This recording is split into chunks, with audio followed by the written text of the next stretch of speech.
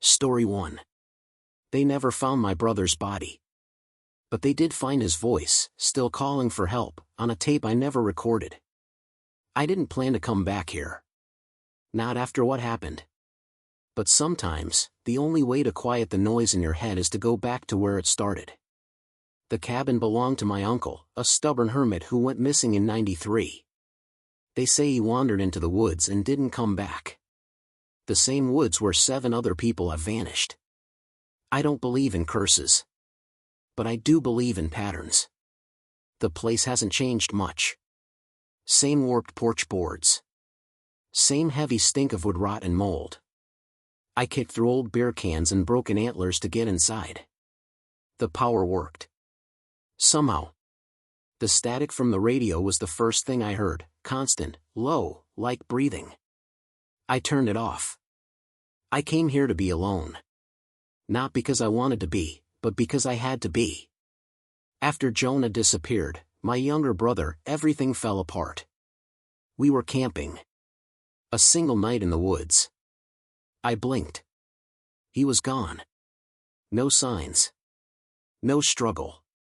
Just his boots, facing the trees. They never found a trace.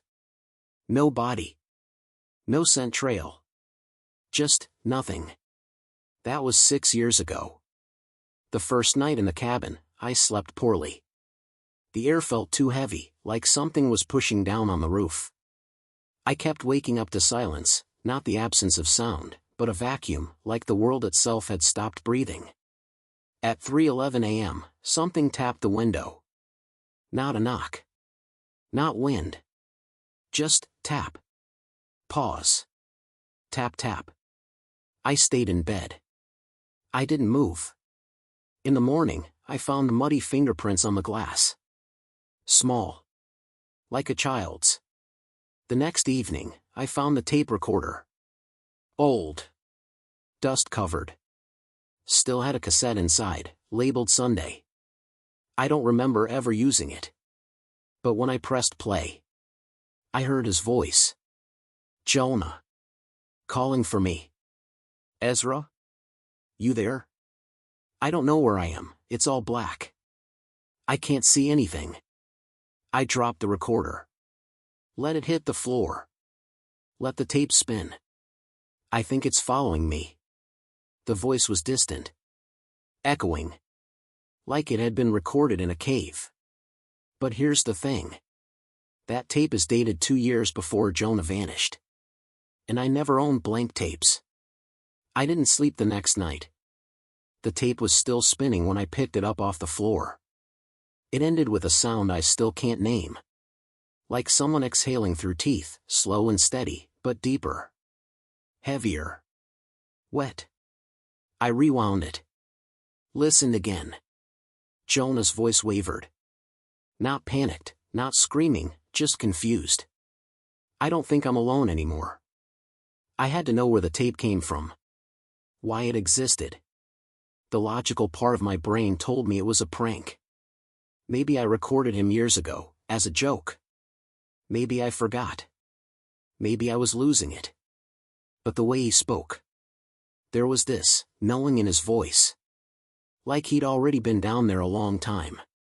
The next day, I visited the only year-round resident left near the hollow.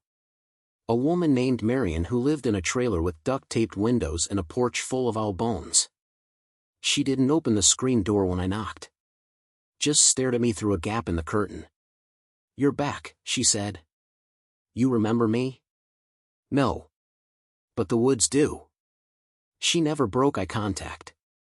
Her voice had that rasp of someone who hadn't spoken aloud in days. I held up the recorder. "Do you know this voice?"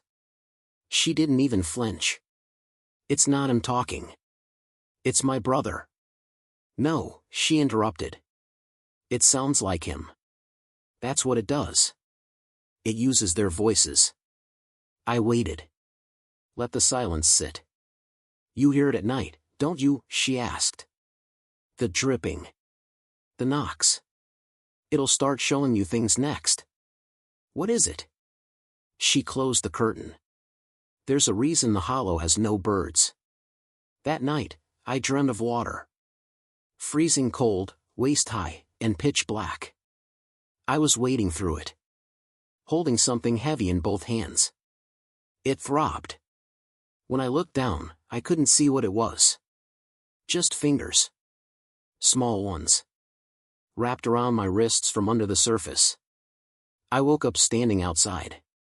Barefoot. Shirtless. The door still locked from the inside. The recorder sat on the ground at my feet. Tape playing. Jonah again. Ezra.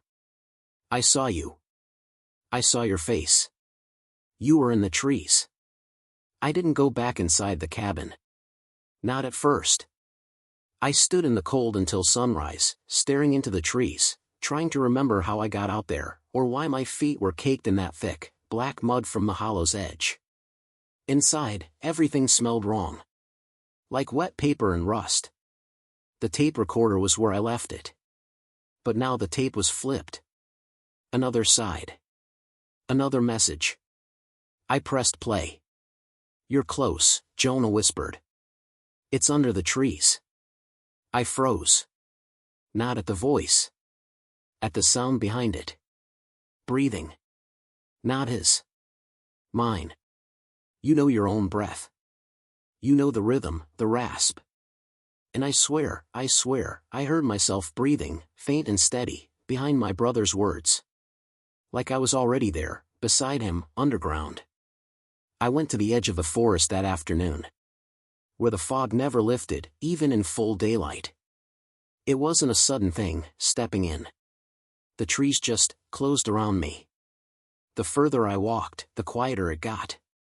Not peaceful. Not calm. Just mute, like the world was holding its breath. The moss swallowed my footsteps. The air grew colder. I couldn't tell how long I'd been walking, until I noticed it. A bicycle. Old. Rusted. Still upright. And beside it, a child's shoe. Not dirty. Not decayed. Just left. I looked up. There was a man standing between two trees. Too far to see clearly. Too still to be alive. I took one step toward him. And he vanished. No sound. No movement. Just gone. I turned back. Ran. Didn't look again. When I got to the cabin, the door was wide open. The lights flickered violently. Inside, the tape recorder was spinning again. Jonah's voice, closer now. Whispering. It's your turn. We all disappear different. Sometimes you walk into the woods. The power went out. I grabbed the recorder, slammed the door shut, but the air inside buzzed. Hummed. Like static crawling on skin. And then the final line came through the speaker. You never left. It's been 2 days since that. Or maybe it hasn't. The clocks are wrong. My watch stopped. I think time folds here. There's a knock at the window every night. Always at 3:11. I don't answer anymore. But I still play the tape. Even though the voice on it isn't Jonah anymore. It's mine. Begging to be let out. Story 2, my father went missing for 13 hours. When he came back, he wouldn't stop smiling. When I say my father vanished, I don't mean metaphorically. It was a Sunday. We were fishing at Broken Lake, just the two of us. He told me he was heading into the woods to relieve himself. He didn't come back. I waited an hour. Then 2. Then night fell. By the time I got to the ranger station, I was panicking, tripping over my own words. They brought dogs. Drones. A search team. Nothing. No footprints. No broken branches. Just one cigarette butt, still smoldering in the dirt, like he'd dropped it seconds before vanishing. I didn't sleep that night. Neither did Mom. The next morning, they were preparing to call it. To file him as missing. Then the phone rang. He was home. Just standing in the living room, soaked in lake water, smiling like he'd won the lottery. Except that smile didn't stop. Not even when we asked where he'd been. "I was right there," he said, grinning. "Didn't you see me?" Dad didn't sleep after that. He sat in the living room, lights off, still soaked, the same grin stretched across his face. His skin looked wrong. Not bruised. Not pale. Just too smooth, like something had reassembled him slightly off. Mom tried to talk to him. Begged him to eat. He nodded. Said he was so happy to be home. But he never blinked. Never once blinked. I found his boots by the back door. Filled with lake water. Still cold. His shirt, the same one he wore fishing, was missing its left sleeve. Torn, like it had snagged on something. But there were no wounds. Not even a scratch. And the dogs wouldn't go near him. Our lab just sat outside the bedroom door and whined. Wouldn't go in. Wouldn't stop shaking. That night, I woke to the sound of breathing. But not like snoring. No, this was measured, too even. Like something imitating sleep. I opened my door and saw him just standing in the hallway, looking at my room. Still smiling. He didn't say a word. Just tilted his head. And his pupils. They were too wide. No light reflected back. 3 days later, I set up a recorder. Just to make sure I wasn't imagining it. I left it on overnight, hidden behind some books in the hallway. When I played it back the next morning, the first 2 hours were silent. Then, footsteps. Then the creak of my door. Then his voice, soft, low. "Not this one. He's not ready." A pause. But soon. Then, something else. Something that wasn't words. Just a wet sound. Like movement through mud. And breathing. Not his. Too fast. Too sharp. Mine. That night, I locked my door. Barricaded it with a dresser. I didn't sleep. At 3:14 a.m., he knocked once. Softly. "You see it too now, don't you?" he said from the other side. I didn't answer. Not then. But in the morning. He was gone again. Left nothing behind but a puddle of water and his smile carved into the wall, like he'd dragged his fingernail through the paint. And that night, I smiled in my sleep. I know, because I watched the tape. And I didn't blink once. Story 3, I checked the baby monitor and saw myself standing over the crib. We'd just moved into the house a few weeks ago. It was older, the kind that still creaked like it had lungs.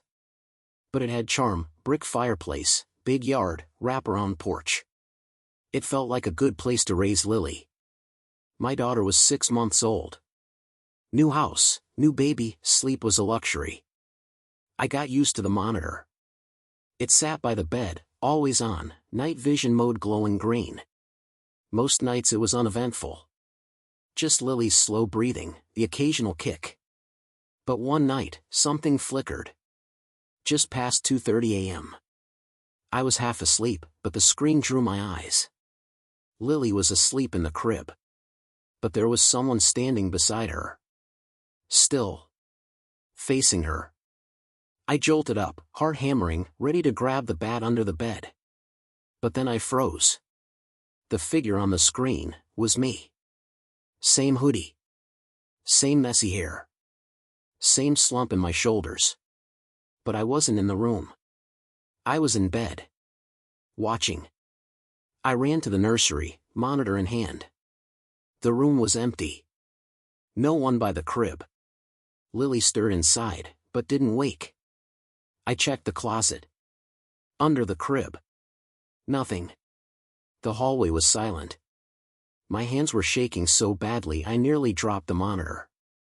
Back in bed, I rewound the footage. Most baby monitors don't save video. But this one had a memory card slot, a feature I bought specifically for moments like these. I played it back. And there I was again. Leaning over the crib. But not moving, just watching. Face hidden in shadow. And just before the image cut to static, the figure turned toward the camera. I pulled up an old home video. One from Lily's birth. Same shirt. Same scar on the chin. Same voice. It was me. But I never stood over that crib. I swear it. The next day, I went to a camera expert. A friend of mine who worked in surveillance. He scrubbed the file. "This isn't a glitch," he said, eyes narrowed. "This is a loop." "A loop?"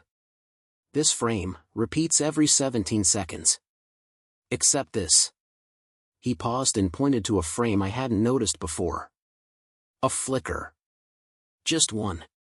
My double, or whatever it was, had smiled. Not just smiled. Looked right at me. Like it knew I'd be watching later. That night, I unplugged the monitor. Took the batteries out. Left it in a drawer. I still heard it click on at 2:30 a.m. I started dreaming of it. Not just watching the crib, but climbing into it. As if I was being pulled down, like gravity was different inside that room. I'd wake up drenched in sweat. Sometimes, not in my bed at all. Once I woke up kneeling next to Lily's crib. Arms outstretched. Eyes open. I don't remember how I got there. The worst night was the last. I heard crying through the monitor, which was still unplugged. I don't know how. But I heard her. When I entered the nursery, she was asleep. Calm. Peaceful. But there were muddy footprints all around the crib. Small. Bare. Mine. And scratched into the wall, just above her head. "You held me first. Let me hold her now. I sleep in the guest room now. The monitor's gone. I burned it. But sometimes I catch my reflection in windows at night, and it doesn't blink when I do. Sometimes I hear Lily giggling at 2:30 a.m. Like someone's telling her secrets. And sometimes, I wake up in the hallway. Still watching the crib.